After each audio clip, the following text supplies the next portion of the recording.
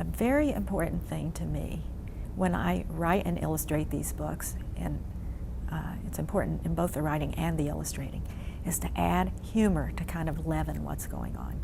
Anything that's serious, that's the meat.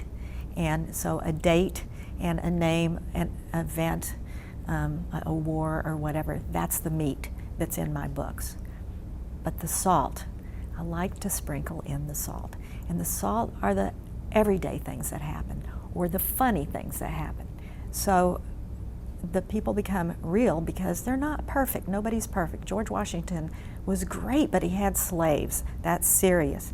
Lewis and Clark were great and were attacked by bears, but they were also attacked by fleas and mosquitoes, and I just think that's very funny to show a picture of them being attacked by fleas and mosquitoes, so much so that they had to rip off all their clothes to get rid of all the bugs that were attacking them.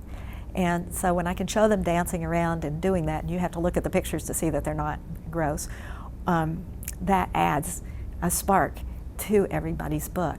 I put in the Ben Franklin book, I did a book called How We Stole the Light. Ben Franklin is How Ben Franklin Stole the Lightning. And in that book, I have a page that shows everything he ever did in his whole entire life. You have to look at the picture, but it's set in some scenery, and it's him at all these different stages in his life doing everything, because Ben Franklin could do everything. And since he was a swimmer, in those days, they swam without any clothes on. So in one part at the top, Ben Franklin is diving into the lake, and he's obviously naked, even though there's a tree in front of important, most private parts. When I do school talks, kids love Ben Franklin forever. They think that's the funniest thing in the whole book.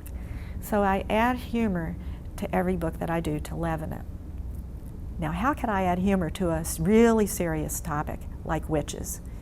Well, I don't exactly add humor, but the illustrations kind of leaven the disastrous things that are happening. There are 19 people who hang in this book.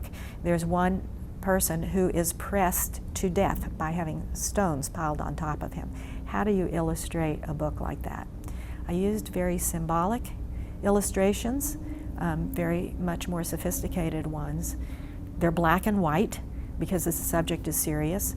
I add little spots of bright red, almost like a blood red, but because the artwork is symbolic, it keeps the tone a little bit lighter than it would be if I had put some realistic picture of somebody being squashed by a pile of rocks. That's gross, and so you don't want to do that.